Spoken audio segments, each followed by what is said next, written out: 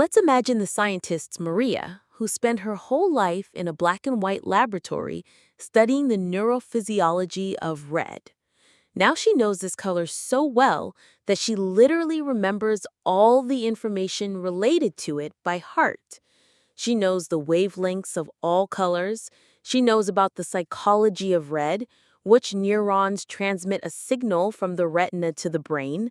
What happens in this is the time in the brain itself, and in general, what hormonal, electrical, and mechanical changes occur in the body and in the world around us when perceiving red. In general, about the color red, she remembers everything. But what happens if Maria sees red in reality? Will she learn something new? Will there be any special knowledge? Will there be something in this experience that cannot be reduced to what she studied sitting in a black and white room? This thought experiment of philosophy is called Maria's Room, and we will leave the answer to it to the philosopher. But I want to turn this question right around. What if Maria saw red all her life and then suddenly began to record and systematize her observations about it? Would she understand it better? Would she learn something additional? Would her experience be filled with some special understanding? I believe that yes. For example, the researcher of the guide Ducher, the author of the book Through the Mirror of Language, Why the World Looks Different in Other Languages, conducted an amazing experiment. He raised his daughter, trying never to focus on the color of the sky, and then one day asked her what color she sees when she looks up. Alma, the researcher's daughter, did not know the answer. For her, the sky was colorless. In the end, she was still able to assign it blue, but it took some effort. In the ancient Greeks, there was also no blue sea. Homer considered the color dark wine, and apparently other colors are mentioned several hundred times in his works, but blue has never been invented. Did the Greeks see the sea differently from us? Scientist Jules Davidoff decided to find out. He went to visit the Himba tribe. Among these aborigines, blue and green are designated by one word. Okay, now it's a mystery. Which one do you think of these rectangles? This one is obviously different from the others. But the inhabitants of the Himba tribe determine this much more slowly. They have to take much longer to look closely and think about comparing each cube with another. Why? Because they don't have a special word to distinguish blue from green. This experiment has been repeated many times, including with Russian speakers. You see, in our language, there is a special word for light blue, and it turns out that we are better at distinguishing shades of blue than English-speaking people. Altai residents are also better at distinguishing some shades than Chinese residents because there are more color categories in the Altai language. In general, language affects how we see colors, understand space, and even how we draw objects. To you, and therefore only with a slight exaggeration, it would be said that the description of the world is almost as important as the world itself. In some cases, despite the fact that we constantly interact with a thing, it is completely inaccessible to us. For example, our own experience. Like pygmies for whom the sky and grass are the same color, we don't know how to distinguish anger at others from anger at ourselves. We don't understand what is behind our own actions, what feelings we live through, where we make mistakes, what makes our lives better, and we don't even try to consider the shades of our own moods, which is why we don't know ourselves. Package almost every day I at least write something down in my diary. You can only see yourself if you describe yourself. And this is confirmed by science. Describing your own experiences and events, a person forms a consistent myth about himself.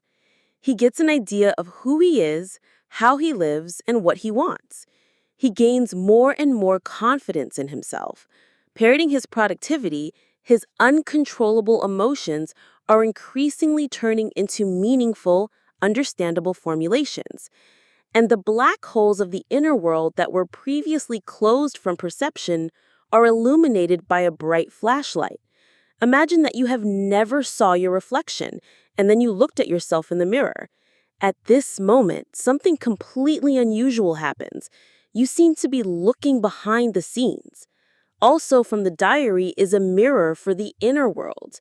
We understand something that we didn't even know existed. That's why our stress levels are falling, which is reflected in brain activity and a decrease in stress hormone levels. We get rid of anxious thoughts, depressive symptoms, cope with mental injuries, and recover faster from psychiatric illnesses. It's really hard to believe, but simply writing down our lives on a piece of paper helps us heal physical injuries faster, as well as reduce the symptoms of asthma, arthritis, improve blood pressure, lung function, liver health, and the immune system. In general, yes, it sounds like fiction, but still science fiction. However, I am personally interested in productivity, intellectual abilities that also grow.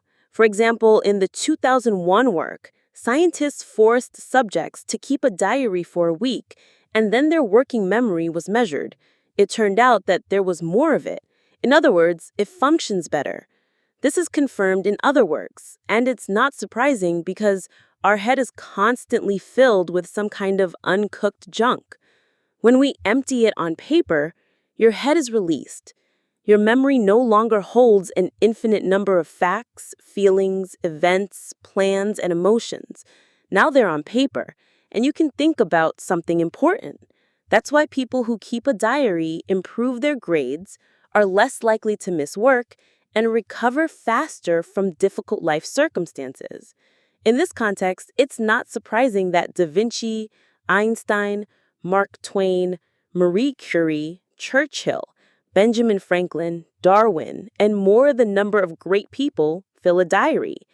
It's the most powerful self-discovery practice that I know of. Okay, how do I keep a diary? Ideally, of course, you need to take a pen and paper every day and write something for 15 minutes. The more emotionally, vividly, deeply, and in detail you describe your experience and conclusions from it, the better. However, you and I know that such a habit is very difficult to maintain for a long time, so I'll say this. A good diary is the one you keep. For example, it's convenient for me to write on a computer because I quickly type a letter by hand. It rather slows me down. I don't write every day, and they don't force themselves to express emotions, but I strive to do all of this. Sometimes my diary is 100 words, sometimes 10,000. Sometimes I talk to it. Sometimes composing I turn on my schedule. And if I'm too lazy to type, sometimes I use complex sentences with beautiful linguistic phrases. And sometimes my diary looks like accounting statements. The most important thing here is to turn your inner world inside out and put it in front of you. This is how I discover myself. I hope you succeed. Good luck.